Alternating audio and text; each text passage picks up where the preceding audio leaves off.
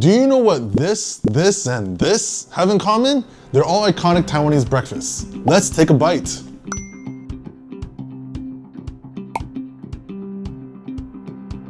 You'll find all sorts of YouTube videos talking about Taiwanese breakfast, and they usually spotlight saobing, youtiao, and doujiang. These can be categorized as Chinese-style Taiwanese breakfast. Why Chinese style? Because these foods were not commonly seen in Taiwan prior to the retreat of the Republic of China government from China to Taiwan.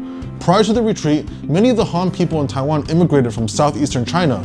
The carb intakes were usually rice or rice-based foods such as congee instead of flour-based foods. Really quickly, why is it called congee? It's tamil for water from cooked rice. In Taiwan, it's called shifan in Mandarin, zhuk in Hakka, or either muai or me in Taiwanese, depending on if you're from the north or the south. Back to Chinese-style breakfasts. The iconic saobing and youtiao are flour-based foods, so how did it become so popular in Taiwan? Well, it's all thanks to United States of America and the Republic of China government. You see, in 1950, US needed a place to dump its surplus of wheat. All the while, Republic of China government needed to make more money, so they exported the more expensive rice and imported the cheaper wheat. The ROC government proceeded to push for more flour-based food. This led Taiwanese eating habits going from rice-only cuisine to also include noodles and flour-based food.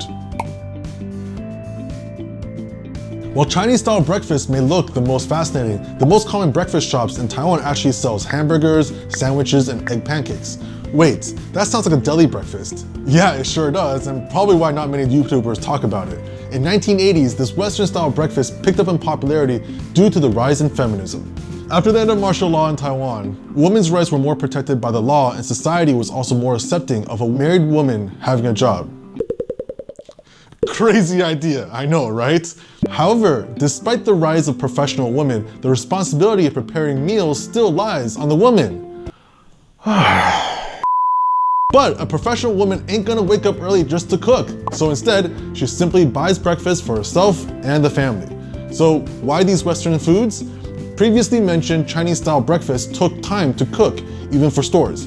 In addition, they usually required large stoves or pots.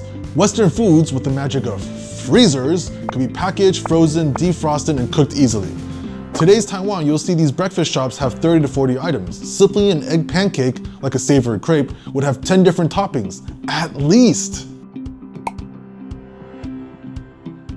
Last is the Taiwanese-style breakfast, or maybe just miscellaneous, as each part of Taiwan and each culture developed their own breakfasts.